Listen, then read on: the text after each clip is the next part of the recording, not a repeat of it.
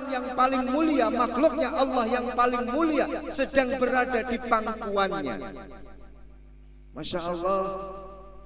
Kemudian Abu Bakar As-Siddiq bertahan untuk terjaga, bertahan untuk tidak tidur, bertahan untuk tidak ngantuk. Ular yang di dalam leng, di dalam lubang ini tadi juga bertanya-tanya di dalam hatinya. Ular juga punya hati, dan dia bertanya-tanya di dalam hatinya, ini siapa yang nutupin leng saya? Ini kaki siapa yang nutupin lubang saya? Ini saya mau keluar, kok ada paha nutupin leng saya. Kemudian ular itu naik ke atas, klesot, digigit itu pahanya Sayyidina Abu Bakar As-Siddiq. Abu Bakar As-Siddiq kaget. Kalian juga kaget. Hanya saja Abu Bakar As-Siddiq ini tidak sampai menggerakkan badan. Kenapa? Karena khawatir kekasihnya Nabi Muhammad sallallahu alaihi wasallam terbangun dari tidurnya. Makanya Abu Bakar As-Siddiq tetap terjaga. Enggak peduli kakinya digigit ular.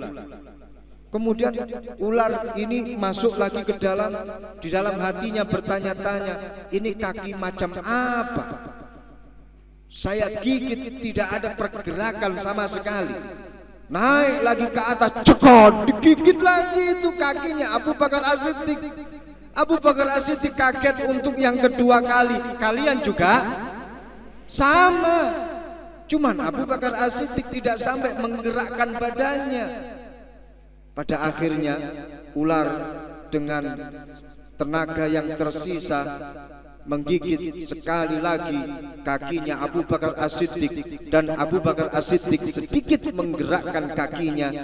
Rasulullah Shallallahu Alaihi Wasallam terbangun. Rasulullah kemudian bertanya, ada apa ya Abu Bakar? Siapa yang datang? Apakah musuh datang? Apakah orang-orang kafir Quraisy datang? Siapa yang datang? Abu Bakar As-Siddiq menangis, ya Rasulullah, ampuni aku, kula nyuwun ngapunten ya Rasulullah, saya tidak ada maksud untuk membangunkan panjenengan, tidak ada maksud sama sekali, tapi ularnya ini nakal ya Rasulullah. Ini yang gigit saya sampai berkali-kali ya Rasulullah. Ini loh hebatnya Abu Bakar As-Siddiq. Walaupun toh digigit ular tidak bergerak sama sekali. Dasarnya apa? Cinta kepada Rasulullah. Makanya nanti kalau kalian sudah menikah, untuk ngecek kecintaan suami kalian kepada kalian, tiduri kakinya suami kalian, atau badannya tiduri saja. Kalau masih 5 menit, 10 menit kok sudah mengatakan dek abot dek awakmu dek minggiro, ini berarti cintanya belum seluar biasa Abu Bakar As-Siddiq. Kalian juga bisa mengatakan mas, cintamu masih belum sebesar cintanya Abu Bakar As-Siddiq, atau lebih parah, katakan sekalian cintamu cinta gombal. Masa baru diginiin saja sudah merasa keberatan. Ini Abu Bakar As-Siddiq.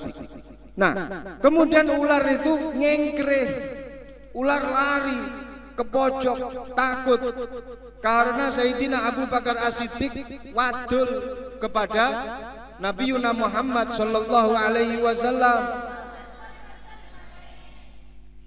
Kata Sayyidina Abu Bakar, ya Rasulullah, sakitnya di sini ya Rasulullah. Sakitnya di sini. Mana ya Abu Bakar? Diludahin itu kakinya Abu Bakar oleh Rasulullah. Langsung seketika itu sembuh, tidak ada rasa sakit sedikit pun yang dirasakan oleh Abu Bakar As-Siddiq. Makanya menurut satu riwayat Abu Bakar As-Siddiq itu meninggal karena apa? Karena racun ular.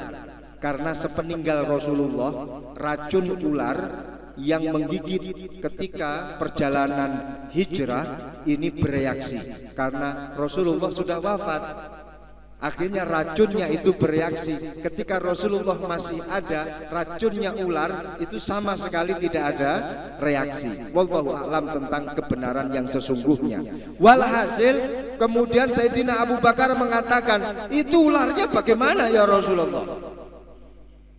Ularnya itu bagaimana?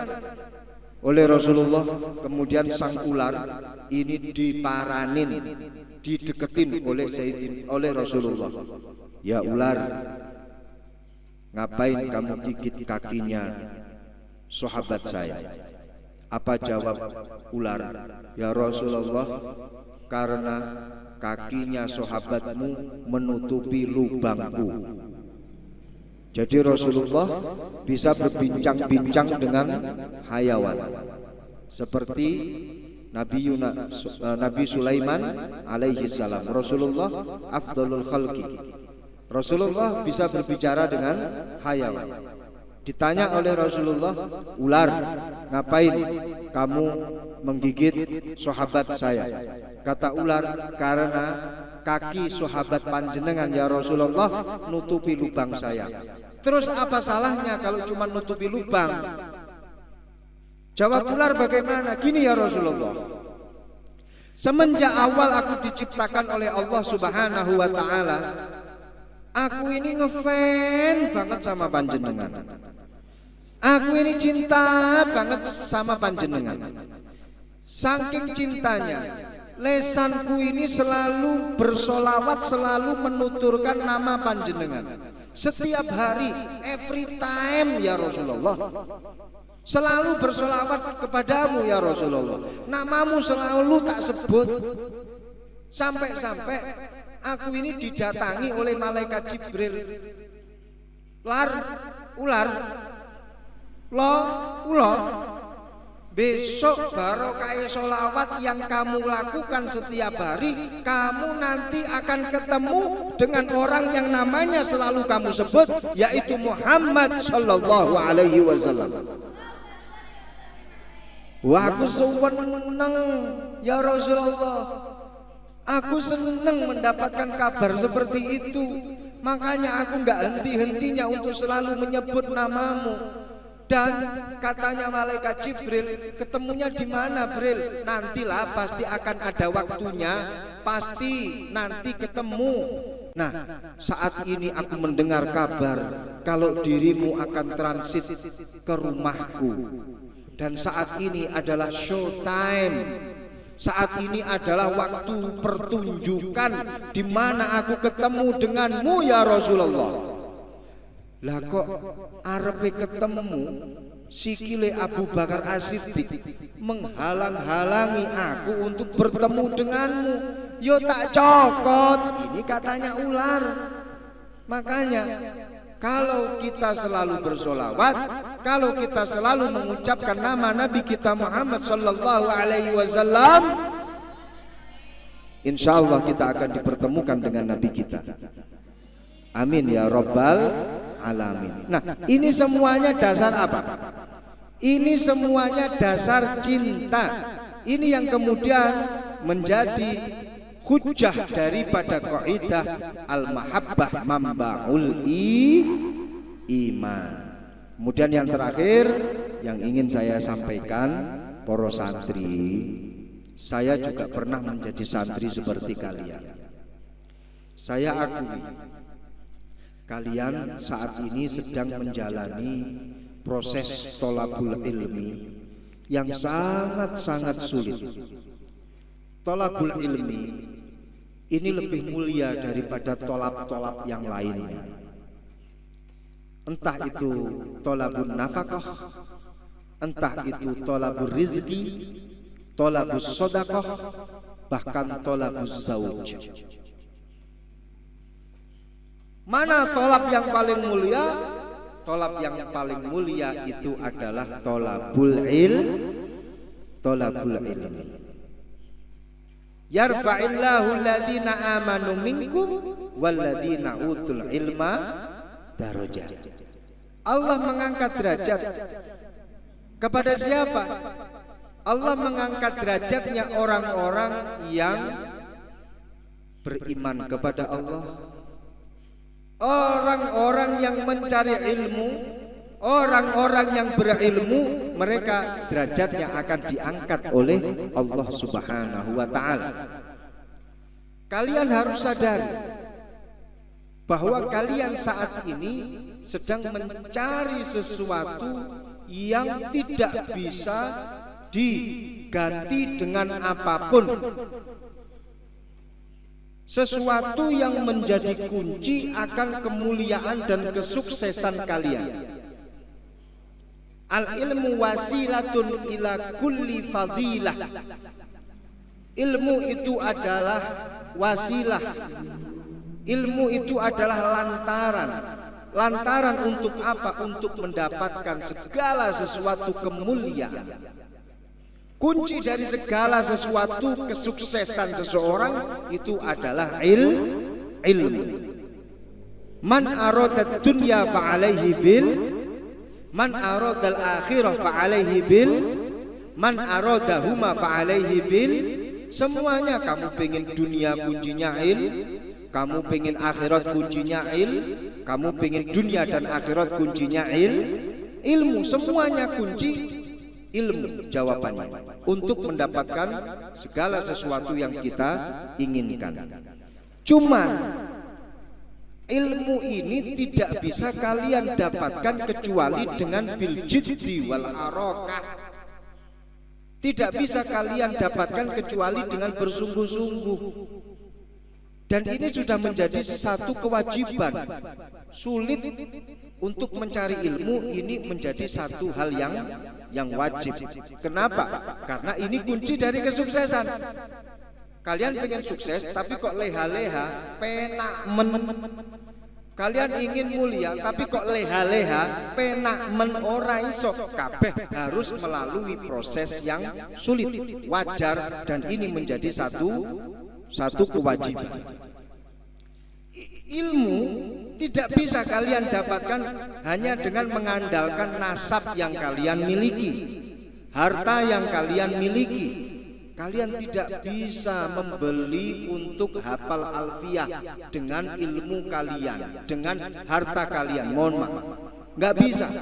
Kalian pengen hafal 1000 nazom, kalian pengen hafal imriti, kalian ingin hafal Fathul Qarib, Fathul Mu'in, dan lain sebagainya, dan kalian punya uang. Aku duwe 5 miliar, tak tuku alfiyah 5 miliar, terus aku otomatis langsung hafal. Ora iso. Ataupun dengan nasab kalian, apakah ketika orang tua kalian ini makan dan orang tua kalian kenyang, apakah kalian ini nanti akan ikut kenyang? Tidak kan? Kalian bisa kenyang ketika kalian makan sendiri. Kalian bisa alim ketika kalian punya ilmu sendiri. Kalian bisa alim ketika kalian mencari ilmu sendiri.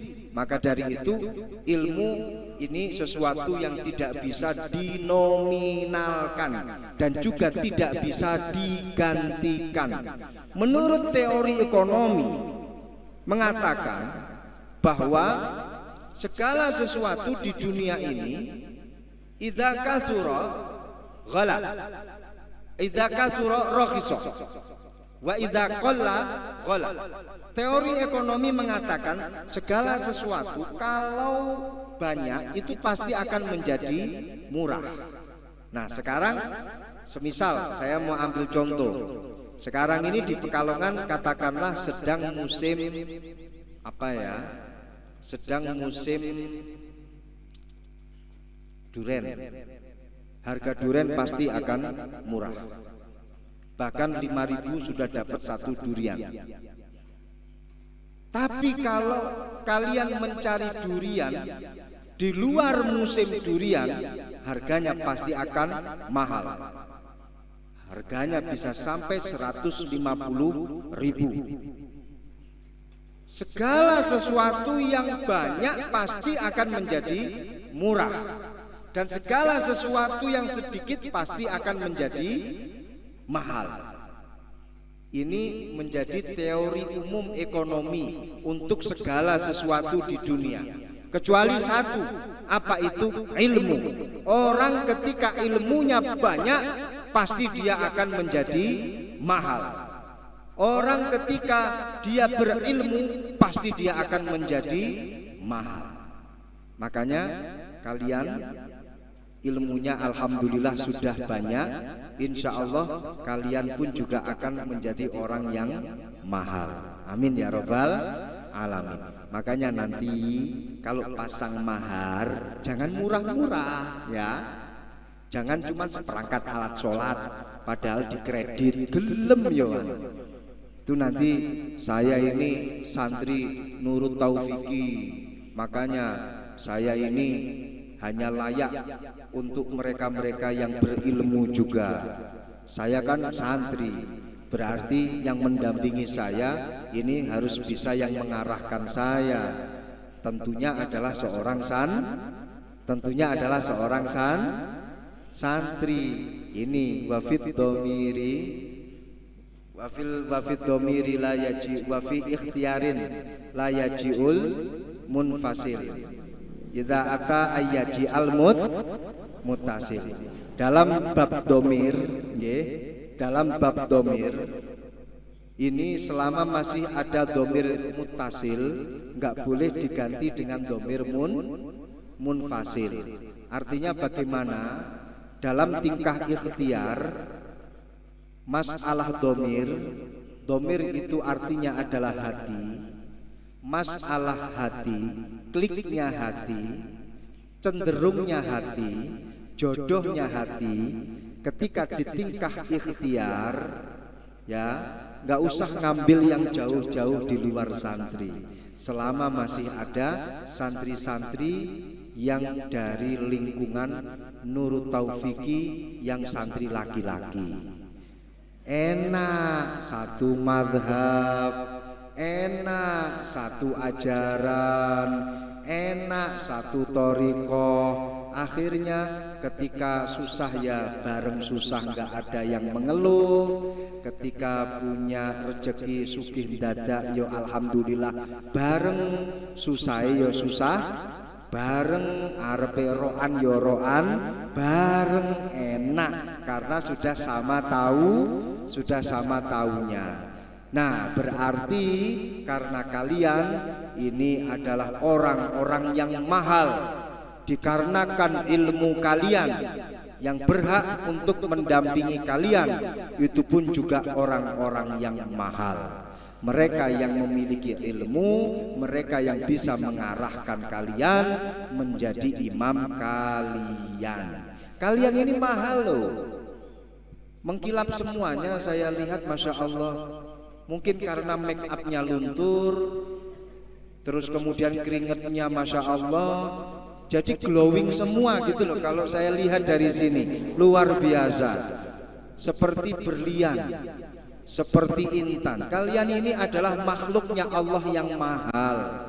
Mahal kalian ini sebenarnya karena ilmu yang kalian miliki. Di dunia ini kalau masalah mahal-mahalan, perkara yang mahal dan yang menjadikan perkara itu mahal itu adalah perkara yang menempel pada dirinya. Kullu syai' qad syarafa bima humil. Segala sesuatu yang ada di dunia ini bisa menjadi mahal karena sesuatu yang menempel pada dirinya. Ya, bukan karena hakikat dirinya, tapi karena sesuatu yang menempel. Saya sering mencontohkan, ada orang laki-laki wajah biasa-biasa saja, paling cuma dapat nilai 6, ya enggak begitu ganteng, manis yora. Tapi ketika dia berada di balik setir mobil Mercedes Benz, dia di balik setir mobil BMW atau sedang naik Kawasaki Ninja 500 cc, perempuan mana yang tidak akan menoleh kepada dirinya? Ya kan? Ya apa enggak? Nah, Ini bukan karena hakikat si laki-laki itu, tapi karena tumpaane, tapi karena apa? Perkara yang menempel pada dirinya, itu yang menjadikan dia mahal. Perempuan juga sama, biasa-biasa saja tuh, paling dinilai cuma dapat nilai 5, tapi ketika dia berdandan dengan luar biasa, make upnya Masya Allah, bedaknya tebalnya 1 senti, kemudian pakai maskara, maskaranya ini 1,5 meter panjang gitu, kemudian pakai alis yang satunya gaya celurit, yang satunya yang satunya gaya golok, kemudian pakai yang merah-merah itu apa namanya? Blush on. Ini dipupuri merah-merah, enggak cuman pipinya tok yang di blush on, sampai sejidat-jidatnya merah semuanya. Lipstick enggak cuman bibirnya tok, pipinya juga pakai lipstick sampai di bawah mata. Kemudian setelah berdandan seperti ini, dia berjalan di tengah-tengah orang. Yakin semua manusia, semua orang matanya pasti terpana kepada dirinya. Minimal di dalam hatinya dia bertanya, ini perempuan atau ondel-ondel? Tapi kan yang penting matanya terpana kepada dirinya. Ini bukan hakikat dirinya, tapi karena sesuatu yang menempel pada dirinya. Nah, kalian pun juga sama seperti itu. Kalian menjadi mulia, kalian menjadi mahal. Itu karena apa? Karena ilmu yang kalian miliki. Maka percaya dirilah menjadi seorang santri. Saya ini adalah orang yang mahal, saya punya ilmu, saya punya harga, dan harga diri saya ini mahal harganya. Dulu sebelum berangkat mondok, ketika aku berjalan di tengah masyarakat, dulu sebelum aku berangkat mondok, aku berjalan di jalan desa, laki-laki tidak ada yang menoleh kepadaku. Tapi lihatlah nanti, setelah aku pulang dari Nurut Taufiki, aku ada di rumah, aku mahal harganya. Yakin semua anak tetangga pasti akan berbaris berjejer untuk mendaftar menjadi pendampingku. Iya, amin ya robbal alamin. Itu saja yang bisa saya sampaikan. Kurang lebihnya mohon maaf. Sudah jam 3:30. Wal afu minkum. Sudah ya? Ye, sudah capek belum? Saya sudah capek. Kula pun angkat tangan, awake pun acuran, kula tak milih pamit, boyok niki pun krasa sakit. Wal afu minkum. Wassalamualaikum warahmatullahi wabarakatuh.